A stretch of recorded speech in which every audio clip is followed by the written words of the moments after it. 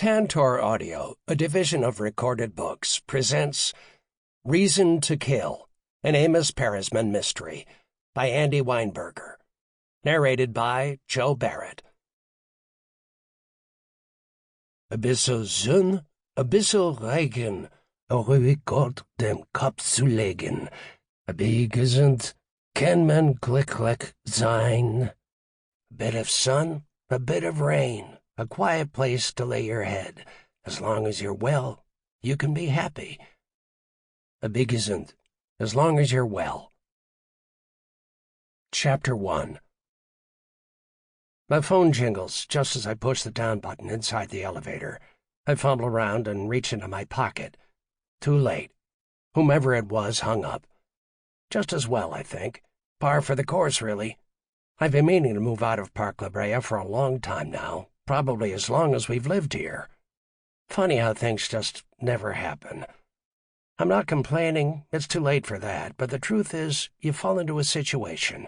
You sign a lease. You know damn well it's not what you want, but it's comfortable enough, or at least bearable. You tell yourself over and over again you hate it, and you do. Still, it's familiar. You don't have to think about it. That counts for more than you'll ever know. You give an automatic wave to the guards at the front gate. You've made peace with the sour smell in the elevator. You've stopped noticing the gray walls and dingy light fixtures. Every week you see the same sullen janitor, Guillermo, standing there hunched over his bucket, mopping up near the metal mailboxes. And okay, he's never said one goddamn word to you all these years. Still, you think you share a bond. Fellow inmates, that's who we are. Right, amigo? Prisoners in the same 12-story Art Deco sanitarium. The elevator halts at the 4th floor. A short, white-haired lady hobbles on. She smooths down her skirt. She reaches over to tap the button for the mezzanine, and as she does, my phone rings again. Before I can get it out of my pocket, it dies a second time. Fuck, I say under my breath. The old woman glares at me. I didn't mean it, I tell her. Why'd you say it then? Look, I say, leave me alone. I've had a hard day. It's only 11 a.m., young man. I've been up all night, I lie. Is that my problem? She says. She points her gnarly finger in my face.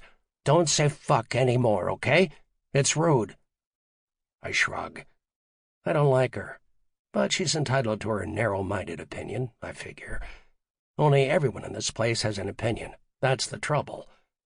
Loretta and I settled here because it was cheap, but not so cheap as to be dangerous, not like South Central or Boyle Heights, and because it was close to our jobs, and maybe as an afterthought because it had Jews in the neighborhood. Neither one of us gives a fig about religion, you understand. My wife and I have always accepted all sorts. But being around people like yourself, landsmen, people who secretly enjoy eating chazarai and can tell a decent joke, well, it was inviting, I guess. Back then there was no fancy Grove shopping center, no Whole Foods, no Trader Joe's. There was the CBS lot and Cantor's Delicatessen and an actual farmer's market where they sold broccoli and chicken and heirloom tomatoes. Real food straight off the truck. That was before the days of packaged candy and personalized license plates for kids, and people came from all over to be on television quiz shows and to eat. Loretta grew up in Northern California.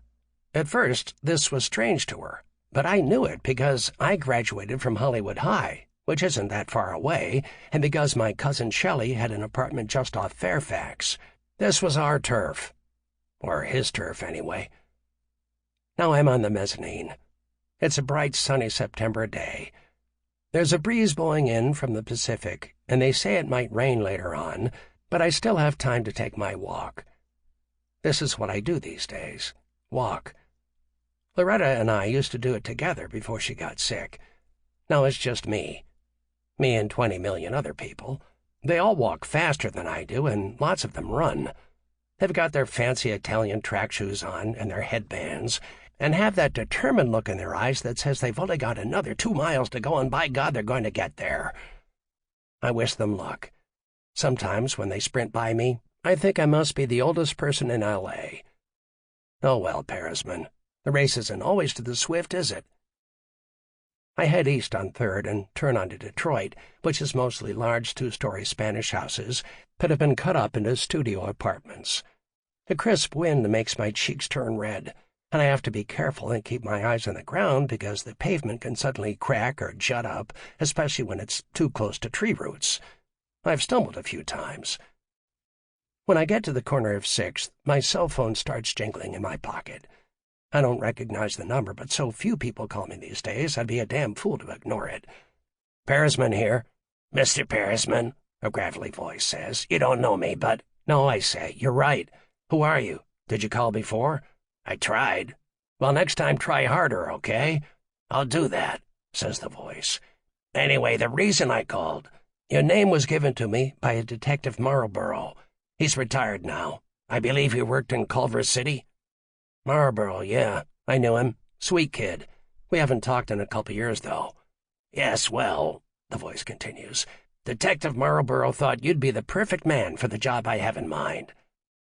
I stop and adjust the collar of my leather jacket. If I stand still much longer, I'm going to come home with a cold. Loretta won't like that. "Okay, so who are you again? You never said." "The name is Bleistiff," he says. "Pinky Bleistiff. Most people call me Pinky. It's easier to remember. Detective Marlborough said an awful lot of good things about you." "That's terrific. You tell him the check's in the mail, okay?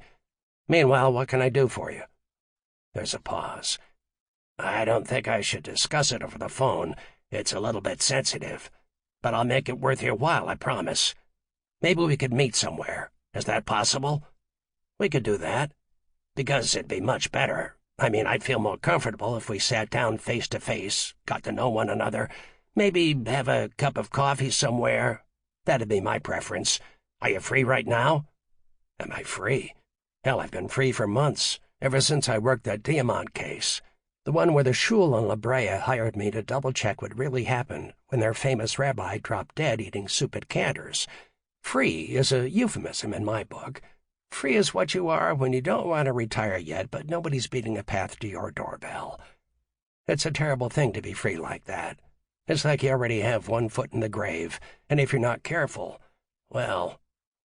"Free? Sure I'm free. You want to have coffee? I'm out walking right now, but I could meet you. I'm about a mile from Cantor's. It's on Fairfax by Beverly. Want to meet me there? You know where that is?" "Of course," he says. "I've lived here a long time." "Good," I tell him. "But it'll take me maybe a half hour. I'll be at the bakery section right by the door. I have a weakness for the rugelach." "Sure," says Pinky Bleistiff, "but how will I know you?" "Easy," I say. "I'll be the oldest guy there. Without my Dodgers cap on, I have gray hair. It hasn't been combed in a while.